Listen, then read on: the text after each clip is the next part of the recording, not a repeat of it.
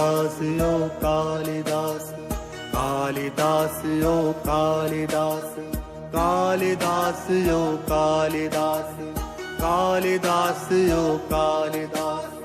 कालिदास सच सच बतलाना, कालिदास सच सच बतलाना।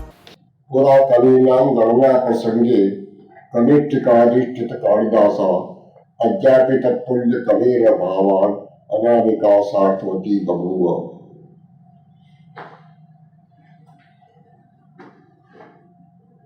ये एक पारंपरिक श्लोक है और उसमें कहा गया है कि भारत के महान कवियों की गणना जब आरंभ हुई तो कालिदास से आरंभ किया और दूसरी पंक्ति पर कोई आया ही नहीं। मतलब यह कि कालिदास भारत के एक अद्वितीय महाकवि है। ये अद्वितीयता किसी भी तरह से सिद्ध हो सकती है। भारत के काव्यशास्त्र के मानदंडों के अनुसार देखा जाए तो हमारे सभी प्राचीन जो आचार्य हैं उन्होंने उसे सर्वोत्तम कवि कहा है। पश्चिमी मानदंडों के आधार पर कहा जाए तो भी पश्चिम के सभी विद्वानों ने उसे महाकवि स्वीकार किया है। इस प्रकार से वह भारत का एक अद्वितीय कवि और विश्व का एक महान कवि है। इस तरह के जो कई परंपराएं भारतीय, उसमें इस कालिदास की जो रचनाएं हैं उन रचनाओं की बार बार प्रशंसा होती है। उन्होंने काव्य लिखे, उन्होंने नाटक लिखे। काव्यों में रघुवंश महाकाव्य, कुमार संभव महाकाव्य, मेघदूत काव्य और ऋतु संहार काव्य।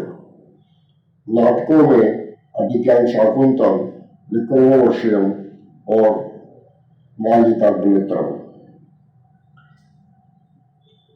नाटकों में ये कहा जाता है कि काव्येषु नाटकम रम्यम, काव्यों में सर्वोत्तम नाटक होता है और नाटकों में सर्वोत्तम अभिज्ञान शाकुंतल है। काव्येषु नाटकम रम्यम तत्र रम्यम शकुंतला। तो इस तरह से अभिज्ञान शाकुंतल भारत का एक सर्वोत्तम नाटक माना जाता है। उसी तरह से जो काव्य है उनमें सर्वोत्तम काव्य उनका रघुवंश माना जाता है। इसीलिए रघुकार के रूप में कालिदास की प्रसिद्धि है। लेकिन एक छोटा सा काव्य है मेघदूत, उसमें 100 से कुछ अधिक श्लोक है, लेकिन पूरे भारत के, उत्तर भारत के एक प्रकार से भौगोलिक और सांस्कृतिक जो प्रभामंडल है उसको प्रस्तुत करने में उस काव्य का कोई जोर नहीं। यही कारण है कि उस काव्य के अनुकरण पर, उस काव्य के अनुसार ही दूसरे काव्य रचने की एक प्रकार से भारत में स्पर्धा हो गई और सैकड़ों दूत काव्य लिखे गए। जो पहला दूत काव्य था जिसमें मेघ को दूत बनाया गया और एक समाचार भेजने की प्रक्रिया होती है। इस समाचार भेजने में जो यक्ष है वो अपना समाचार यक्षी के पास अलका भेजता है। अलका जो कि कैलाश पर्वत के पास का एक काल्पनिक नगर है। ये जो, क्योंकि वह शाप के कारण रामगिरी के ऊपर 1 वर्ष के लिए ठहरा हुआ है यक्ष, और वहां से उन्हें एक दिन पहुंचा रहा बरसात में। ये जो शाप की मुक्ति वह चतुर्मास के बाद की जो एकादशी है, कार्तिक शुक्ल एकादशी है, उस दिन पूर्ण होती है, उस दिन समाप्त होती है, शाप मुक्त हो जाता है। तो इस शाप मुक्ति के अवसर को ही कालिदास के स्वर्ण का दिवस माना गया है, और इसीलिए उसी दिन कालिदास समारोह उज्जैन में बृहद रूप में आयोजित होता है। तो ये जो शाप मुक्ति है, एक प्रकार से हर प्रकार की जो बाधाएं हैं उन बाधाओं से मुक्ति है, हर प्रकार की जो असुविधाएं हैं उन असुविधाओं से मुक्ति है। इस प्रक्रिया के माध्यम से एक संदेश दिया है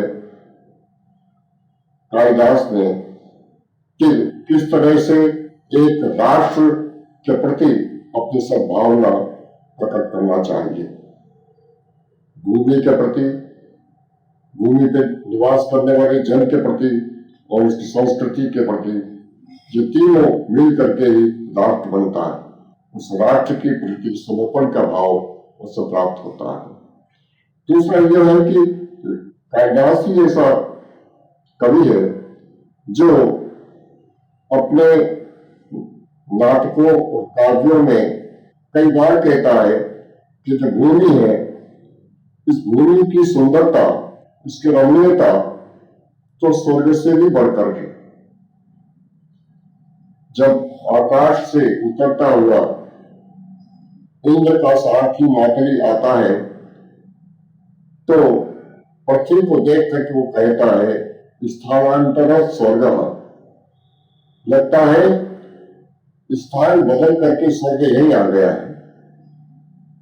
तो ये जो स्थानांतर स्वर्ग है, ये उसके साहित्य में भी पूरी तरह से प्रकट होता है कि किस तरह से ये जो देश है, ये देश एक स्वर्गीय आभा वाला हो जाए।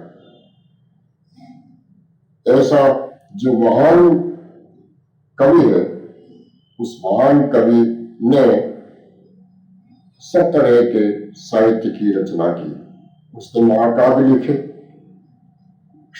शैव महाकाव्य कुमार संभव है, वैष्णव महाकाव्य रघुवंशम है, जो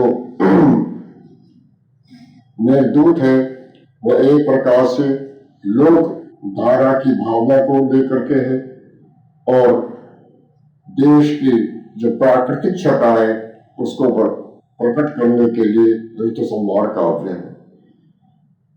अपने युग को प्रकट करने के लिए उसने मालिकाग्नित नाटक लिखा। स्वर्ग और धरती, इन दोनों का योग मिलन विक्रमोर्वशीय नाटक में पाया जाता है, और धरती के ऊपर ही स्वर्ग ये अभिज्ञान शाकुंतल में पाया जाता है। इस प्रकार से जो इहलोक और परलोक, इन दोनों का समन्वय एक साथ उससे पाया जाता है। कालिदास के नाटकों में काव्य की अद्भुत छटा पाई जाती है, और उनके काव्यों में काव्यों की निर्माण की जो पद्धति है उसमें नाटकीय तत्व पाया जाता है। तो इस तरह से नाटक काव्य बन जाता है और काव्य नाटक बन जाता है। दोनों का समन्वय एक साथ उसमें यहाँ से वहां तक पाया जाता है। ऐसे महाकवि कालिदास का स्मरण करना विक्रमादित्य शोधपीठ का भी कर्तव्य है, क्योंकि ये परंपरा मानती है, खास करके ज्योतिर्विदाभरण में लिखा है कि सम्राट विक्रमादित्य के सभा में 9 रत्न थे। उन 9 रत्नों में एक कालिदास भी था। 9 रत्न थे, वे सब अपने अपने विषय के महान ग्रंथकार थे। धन्वंतरि, क्षपणक, अमर सिंह, शंकु, वेताल भट्ट, गतकल्पर, कालिदास, वरामिहिर, वररुचि, ये 9 रत्न थे और सभी अपने अपने विषय के महान ग्रंथकार थे। आज भी हम देखते हैं कि कालिदास जैसा कवि आज भी कोई नहीं है। अमर सिंह जैसा जो अमरकोश है संस्कृत का, वो आज भी उस जैसा वही है। बाकी सारे कोश उसके आधार पर लिखे गए हैं और ज्योतिष के क्षेत्र में वराहमिहिर के जैसा और कोई नहीं है। उसके मार्गदर्शन में, उसको देख करके लोगों ने दूसरे कार्य किए हैं।